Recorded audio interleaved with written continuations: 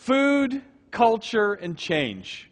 Yeah, you've just had lunch. Food, culture, and change. How does that all work in together? Mohammed and Payman Al-Awadhi are our next speakers.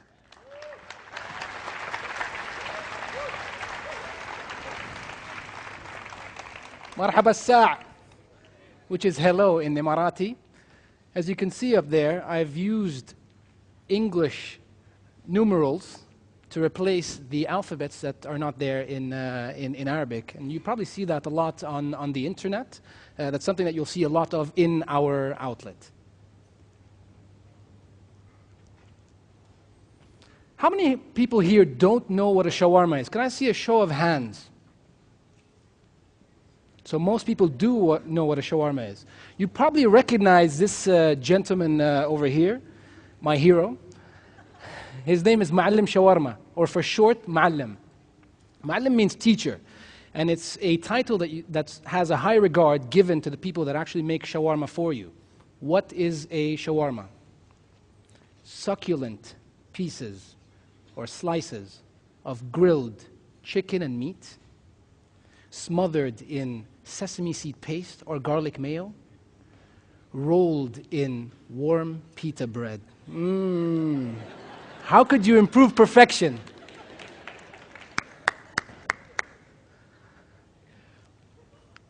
Let me see if we can top that.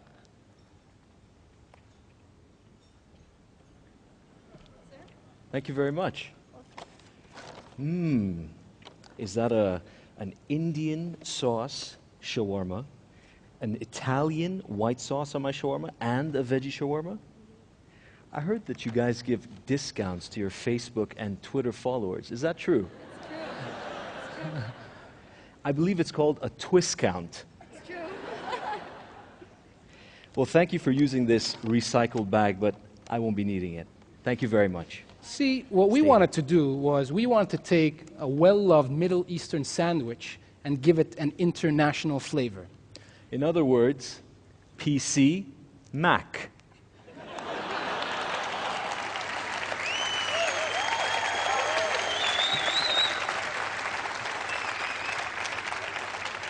Do you guys believe that things happen for a reason? We sure do. We also believe that there are a lot of learning opportunities in this world, and it's part of the greater master plan.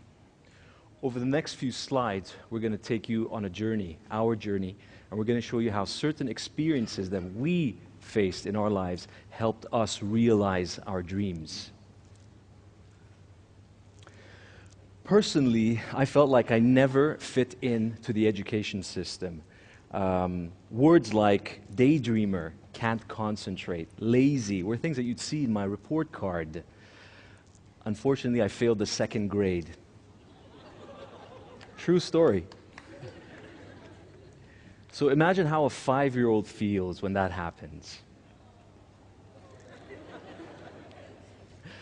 But luckily, I did take a keen interest in the arts, but later on I found out it was because I was more right-brain oriented.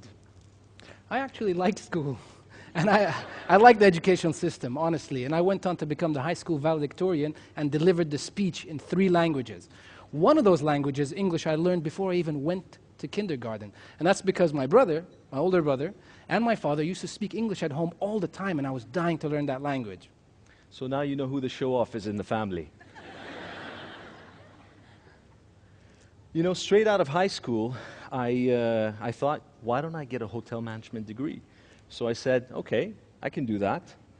I thought I'd go to a 5-star hotel and do some sort of internship, and I did that. For 7 months, I worked at a 5-star hotel as a cook, a waiter, a front office clerk, and a telephone operator. And although I ended up getting a business degree, it gave me a lot of great insight into the industry. If I were to think back and say, what was the one thing that got me into food, got me into cooking, I would have to say a book called Kitchen Confidential by a writer called Anthony Bourdain. You know, another thing I want to share is I ended up exploring my right brain some more, and I started to get into the world of jazz as a singer. And I know what you're thinking. He looks like a jazz singer. From my side, I took a keen interest in sports from a very young age. I loved the way it taught me structure. It taught me competitiveness, and it also taught me how to motivate teams to win. And that's very important for me. Today, I love the game of basketball. I can't sleep at night without checking news on basketball, not just to know the scores, but also tactics that are used by teams in basketball to win, which I use in my workplace and in my life. The other thing that Mohammed and I did as we were growing up, summers and on weekends, my father would take us to his shop, and we have to work. Now, we didn't like that all the time, but it was truly the first time we got in touch with the entrepreneurial spirit that we have today. Believe it or not, Mohammed and I, at one point in time, were corporate suits. We knew from a young age that we wanted international exposure, and we knew the only way we would get that is if we would compete for jobs in the competitive private sector. Now, we didn't always agree with the principles of consumerism or the strategies by shareholders of these companies, but 24 years of experience at companies like Beiersdorf, British American Tobacco, Philips, Pepsi, and Master Foods, we learned so much. Those are some of the biggest brands in the world. And we have to say, along the way, we met a lot of teachers, and these teachers taught us some great lessons in leadership, managing teams, planning for success, and more importantly, branding. So 9 years ago, we had this crazy idea of evolving or changing a perfectly good sandwich called the shawarma. And we thought, today, if you want to order a shawarma, you have a choice of 2 sauces. And we asked, why? Why can't you have more sauces? Why can't you have 10 sauces?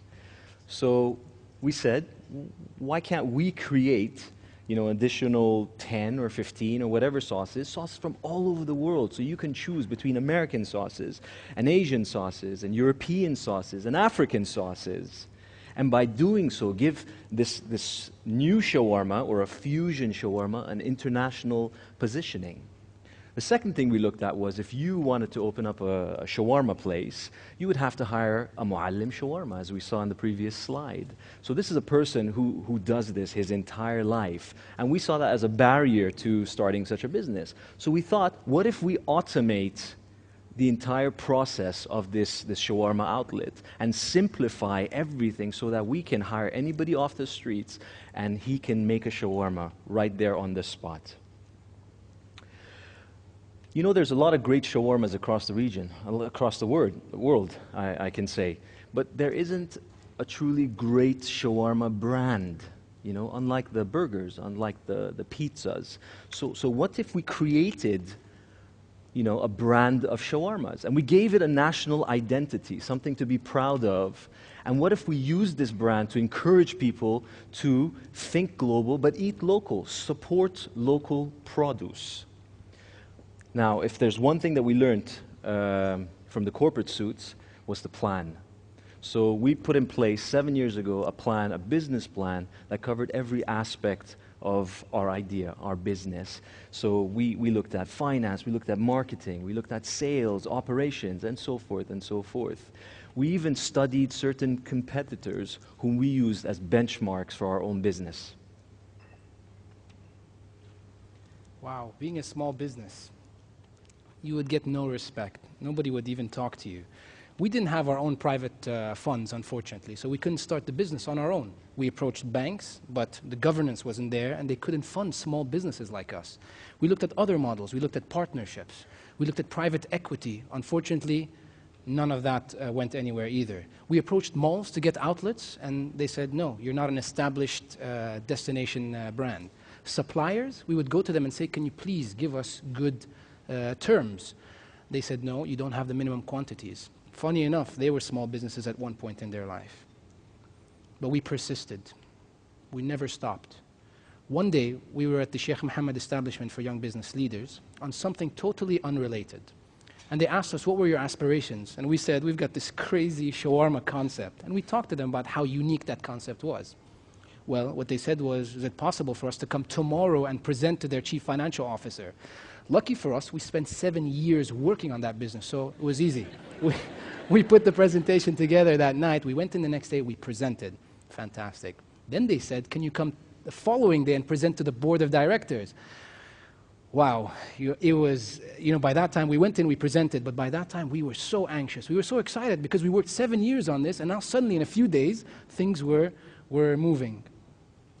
What followed over the next few weeks was that the Sheikh Mohammed Establishment for Young Business Leaders approved jointly funding our concept.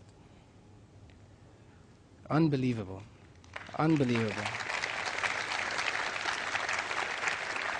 Could you imagine how it felt to work on your dream for 7 years and suddenly in a few days see things move to the next level? Things just get pieced together? From our side, we really like to thank, and a big thank you to His Highness Sheikh Khalifa bin Zayed Al Nahyan, the UAE President,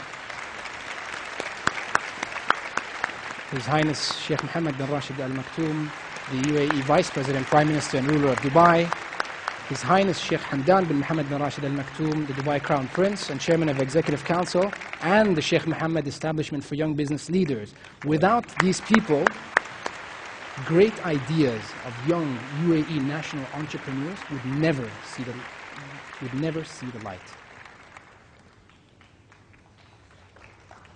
Yeah. Our story would not be complete without mentioning our tribe. Our tribe. So let me get out of the way there. Anybody know Seth Godin, is it, or Godin? Yeah? Okay, apparently he's registered this word. So let's rephrase this.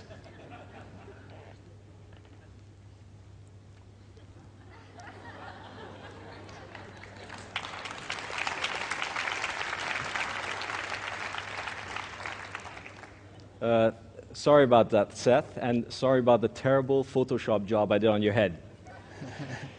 Gom Walpita, it literally means the Walpita tribe in Khaliji.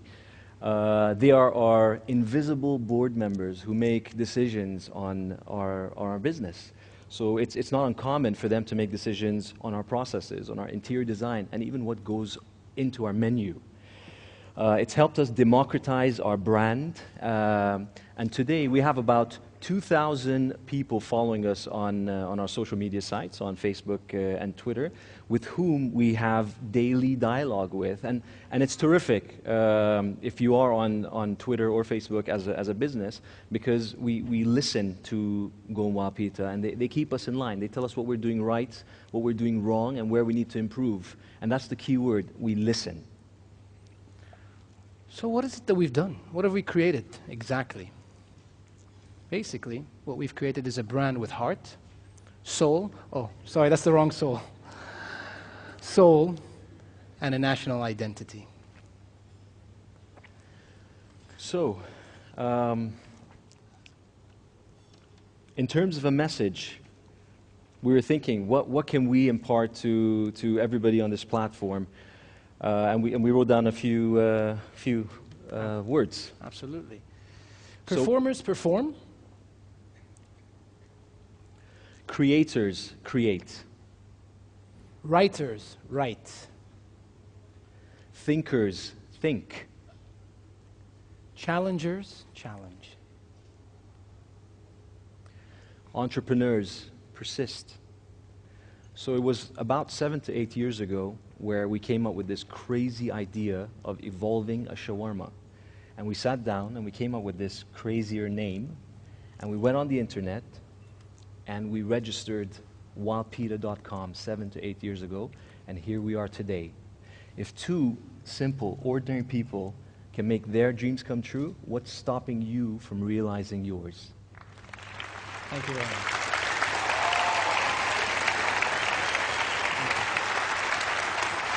Gentlemen, thank you. Thank you very much. Thank you very much. Thank you, John. Fantastic. Thank you.